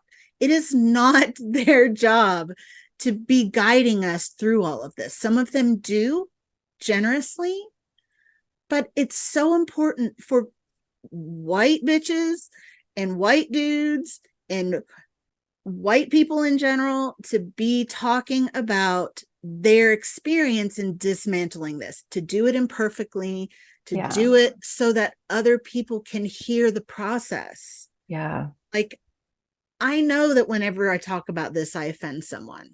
I know that. It's an offense. People find it offensive to talk about. And It's it's, hard to it's hold. hard to hear. It's Yeah. hard to face. And, if people would study history, the Europeans were also conquered. Of course, they became Christianization, imperialism, took it to the next level, but people have always been conquering other people. Yeah. Always. There's something about is it when patriarchy took over? Is it, we don't exactly know. We don't have access to those memories. Mm-hmm. All we know is we're here and something ain't smelling right in the kitchen. Right. we've Right. got to we've got to explore it, explore the nuance, not for the purpose of blaming or like I am horrified by what has happened in Florida. Like with the schools. Yes. Mm. Yeah. Saying that slavery helped people of color because it gave them skills. Are you kidding me? That's like the definition of whitewashing. That's like Yeah. for anybody Yes. who doesn't know what that means, like that's what it means. It's like you're rewriting history to serve one group's narrative. Yes. Well, and it's just not true. It's Mhm. just not true. Okay, I could even go to the opposite side and say maybe it is true, but it's like 0.1% of what's true. It's leaving out everything else. Like, okay, yeah, maybe that happened, but did it have to happen like this? Was that the best way for it to happen? Are we glad we did it this way? Like, Yeah, let's talk about why that happened. exactly. Yeah. Like that's so like an out of context fact. It's Like, look, they learned how to use tools. Like, sure. And like, where's the rest of the story? But to if you're learn a those kid, skills. if you're a kid and you don't know there's a whole story, then you wouldn't even think anything of it. Like, and that's what's so scary is that they can like literally change history when they make shifts like that in what they're teaching. Yeah, it's horrifying. Well, and it makes it so much more important to, like you said, like people of with a platform of any size to imperfectly be discussing these things. And if I knew how to have this conversation better, I would do it better. but Yeah. it's important to like wait until I'm perfect to, try to bring up the subject or whatever, because the grieving process, I mean, it takes as long as it takes. And right now, I don't even think we've begun No, grieving the roots of what we are. I mean, no. some people have, but yeah, there's so much to contend with as far as like learning from our mistakes so that we can do better going forward. And Yes. if we don't And grieve, we can't get there. no, we can't. And if we don't understand about consent, we'll never even step in the room of this Mm. topic, Yeah. because that is, the whole thing about the seals. It's the same thing. It's the same as that's mine. That land is mine. Those people are mine. Their lives are mine. It's mine. I can take it because I want to. Mm-hmm. I can, and, of course, when we dump on our partner, it's not the same as, taking a person, but it's still about consent. It's still about consent. It's a very diluted form of Yes. like slave type energy anytime you skip the consent step. Yeah. Like, yeah. Where am I behaving like a conqueror? Mm, yeah. It's a good question to ask ourselves. Oh, that is And like a gold medal self-awareness type exploration, though. Like, kudos to anybody who is able to look in at themselves with a lens like that. Because again, it's such a humbling experience to figure out like, I have walked in a way in the past where I caused harm. And now I need to change so that I walk differently going forward. Like to be the one who needs to be different that can be such a tough pill to swallow, you know? yeah, it can be, Yeah. but we get to be different. Yeah. Yeah. we get to have the self-satisfaction of knowing that we're trying Yeah. Yeah. imperfectly. We're Yeah. having this conversation about slavery and racism and colonization imperfectly. Yeah. And we're doing it still because we want to do better. Yeah. You Yeah. know, I fumble over my words all the time when I talk about this. And I still think it's just so important Yeah. to do it, Yeah. Yeah. because that burden should not be all on the people of color. It just really shouldn't. It's just not. I mean, Uh, imagine that. Like, and we're still doing it. Like where I live, this is Cherokee land. This is where the Cherokee were. The Cherokee reservation is really close to where I live. And some of their sacred sites, well, they have sacred sites all over the place. One of their sacred sites, one of the most sacred, is owned by a town out here. And in that town, it's like they built the town all around this sacred mound. And at one point, it was going to be, I don't know, developed or something, and like the kindergartners of the town gathered money to preserve it. So it was owned by the town now. And the powers that be in that town, when this movement started to try and get that back, to give the Cherokee people ownership of their sacred site, the politicians in that town were like saying things like, this is as important to us as it is to them, and we saved it, and I haven't even gotten a thank you.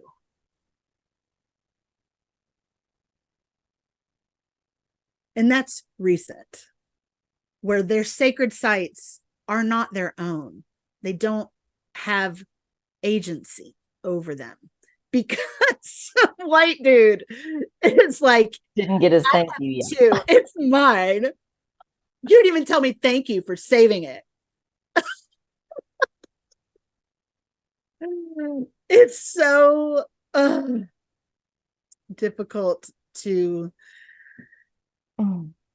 Contend with. Well, and like just to kind of lay out the process of grieving that I feel like I came face to face with, there was like kind of two buckets of tears that kind of switched back and forth of like, which tears am I crying? Because number one, coming from ancestors who did that, that like that's the choice they made, that's like enough to make you want to puke for me. And then there's like the powerlessness on the people who had their entire roots like yanked out from under them and taken over here and completely objectified, and like the generations that were born into that and that was their normal, like just it's just an overwhelming amount of disgust and dissatisfaction when you really look at like what it was. Like it's overwhelming to think like, how am I supposed to make sense of this so I even know how to walk good, Yeah. going forward? Like it's overwhelming. But Yeah. from my experience, and I still get waves of these tears sometimes, like whichever one they're coming from, like all you can do is feel it. Like feel the horror, Yeah. like let it touch you. And there's really nothing else to figure out. If you are like actually feeling the heartbreak of what happened to those people, you yourself will not perpetuate the things that feel like that, Yeah. like let it in. And I genuinely think like it's going to break your heart, but that's all you have to do is like let it be real and deal with the emotions that come from that. And if enough people are doing that, that's how we're really going to heal the toxic, nasty, carved out system that we have right now. Like there's, yeah. Yeah. Yeah. Feeling it, but also educating ourselves. Mm, That a big part of the conquering of Turtle Island happened because of lack of education. mm, The English people, when they were Christianized, were taught that their ancestors were barbarians, mm, were, that the Druids were sacrificing humans and were, dirty, ignorant barbarians. And then around the time that, they were coming to Turtle Island and the printing press was invented, and all of these writings from Greece were being put into books, and only people who were intellectual, mostly men, had access to these books or were even interested in reading them about their ancestors, about the Druids being so wise, dignified, educated, being peaceful, nature loving, all a different story about their ancestors. mm-hmm. And those same people, those same men, white men who read those books, came to Turtle Island and encountered the natives here. And the things that they wrote about the Native Americans were things like, it's as if they live in a perpetual utopia. It is as if they are not unlike my own ancestors. Mm, I just got chills. Ugh. Like only a small handful of people had the education to understand the connection between indigenous people, yeah. of their own indigenous history and the indigenous history that they were actively destroying. They were cut off from their history. Mm, So they literally didn't know better. yeah. And I'm not justifying it. I'm not justifying it, but it's part of the story. When we lose connection to our indigenous heritage, white people have an indigenous heritage. It's important that we recognize that we do have a well of personal history of our people Yeah. that can guide us, that we can toss that line into. Yeah. It tells a whole different story. It's a place where we do belong. Yeah. Because we're told we don't belong here. This isn't our land. We don't belong there because, only our ancestors lived there. We've never lived there, so we can't claim that either. But it's about taking the initiative, spending the time to get to know an indigenous history that can guide us and help us with the grief, help us with the nuance, and give us a place to belong. Do you have like a recommendation of somebody who, like, maybe this is a brand new concept for them to think about? Like, where does somebody go? What do they Google? Like, what do you look at? Well, I think it's important to understand your ancestry, where your people come from. Where do your people come from? And to learn about your indigenous history. It is also helpful to learn from indigenous people that are teaching. My teacher, one who catches lightning, has a course called Way of the Feather that is a really beautiful, sort of gentle, beginner's kind of introduction to how indigenous wisdom and Western wisdom is different. I also think it's very important to connect with people who are teaching from the perspective of your history. So I take classes at the Irish Pagan School from people who live in Ireland and are dedicated to teaching the real history. I think it's important to, your sources are important. Just because someone is talking about something doesn't mean they know what they're talking about. We have a lot of that. Sure. If you are European, the Druids are your ancestors. Those are your ancestral priests. If you have Irish ancestry, Scottish ancestry, same. Even if you are Germanic, like Germany, like hard though. Like, how does one know what their ancestry is? Well, I mean, you can begin with your family tree. You can go the DNA route.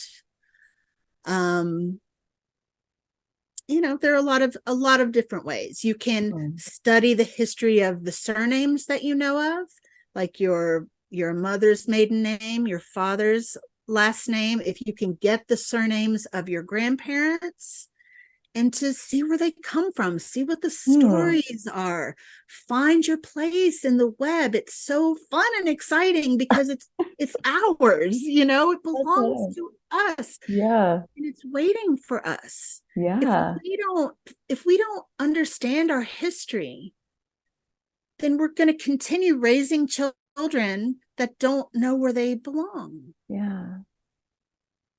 And yeah, we live here on Turtle Island. It is important to connect with where you live. It really is. And where your blood comes from, where your people come from. What are their stories? Yeah. The myths, the folklore, the traditions. We have, for so long, I was like, white people have no culture. That's nonsense. That's nonsense. We have a beautiful, beautiful indigenous history. Yeah. That is worthy of respect, very dignified, and I dare say more dignified than our current Western construct in many, many ways. Yeah. Yeah. It does feel like an important step. And I gotta say, like, one that I've never really given a whole lot of thought to, but suddenly I'm extremely curious. I mean, I think it's, what is it called? Like 23andMe, where you can like spit in a tube and they'll tell you like how much percentage you are of all the different things. Like, it's never even occurred to me to want to do anything like that, but I'm getting more curious by the second. So, and to be fair, that science is not exact. But if you can verify it with, say, things you know about your family history, like I've spent the last 20 years working on my genealogy. So before I did do the DNA with Ancestry. So I was able to be like, oh, that's pretty accurate according to the many generations of people I have on my family tree. So I think it is important to incorporate both a little bit, because there's a large variable with the DNA. They're like, this could be 2% or 20%. But if your people came from someplace, and that can help you with the parameters. Interesting. I've never done any of that. Yeah. Interesting. See, now I'm curious, like, how did you even get curious about that in the first place? I think it's because as a child, I experienced extraordinary neglect. And there was no real family. Family wasn't, I knew my grandma. We moved here to the South. All of our relatives were in the North. I was an only child for most of my life. My mother was married 5 times. So there was just always the shifting sands of my family. Okay. And then within that, by the age of around 7, that's when most of my parenting stopped. I was just kind of left on my own. I was left alone for sometimes months at a time. And this lack of a place to belong. And as a white person too, like, to know, oh, these are not my ancestral lands. It's a lost feeling. And so I guess I tried to compensate for that by learning about my family's history. And luckily I began with both of my grandmothers were still alive. So I was able to get some stories and a good bit of history to get me started. And over the years, I don't know, it becomes addictive because it's just fascinating. It's fun. It's interesting. And there's a sense of purpose with it I'm a pagan. I study Druidry, and working with my ancestors is a big part of my spiritual practice. And I know their names. And that's pretty powerful to me. Yeah. I love how, like, when somebody is so passionate about something, almost always you can trace it back to a wound of some kind, Yeah. And I definitely relate to that. Like, my whole journey of what I do now is very much born out of the suffering that was almost too much, but then I found this thread and I followed that thread, and now I'm teaching it to you guys because just in case, Yeah. It's like a lifeline. Yeah. Exactly. So that's beautiful. And I love that because I do have some Cherokee heritage, and my dad is white. That's like all I know. And even my grandma, my mom's mom, is white. So like I don't know. I have no idea. Ooh. Yeah. It's like a present that I haven't even unwrapped yet at all. It is. Yeah. Oh my gosh. Yeah. The Cherokee have, because I live on Cherokee land, I make it my job to learn about them, about their folklore, about these mountains. And the story I told earlier about the feather, that comes from Cherokee wisdom, because much like my ancestors, the Irish Druids and the Cherokee, there is this belief in, I'm going to say the Fae, but they call them the little people, the good folk. They are these beings that live in the other world, and they live here. And the Cherokee say, if you find a feather or a rock or a stick on the ground and you want to take it, you better ask if it belongs to the good people first. Because if you take something that is theirs, they don't like that. They'll come for you. They can cause mischief up in your house. Sure. They're like, oh, you take my stuff. Here, watch this. Yeah, I'm going to move your keys around. Exactly. I believe it. Oh my gosh, that's so, But the beautiful thing is the thread between indigenous cultures, just like those white men who were reading those first books that were coming out of Greece about the Druids. There's such a similarity in the pagan beliefs, regardless of where you are, whether it be, Turtle Island Native Americans, European, Irish Druids. There are threads connecting them. And that is something that fascinates me utterly. That's like a whole other level of delicious rabbit holeness that I spend a lot of time in, because what does it mean that that's true? What indeed? Yeah. It really illuminates the non-physical, I think. Yeah. Like there's many, I don't know about what you're talking about, but like on a completely different subject, there's so many instances where two inventors, or even more sometimes, are inventing the same thing at the same time.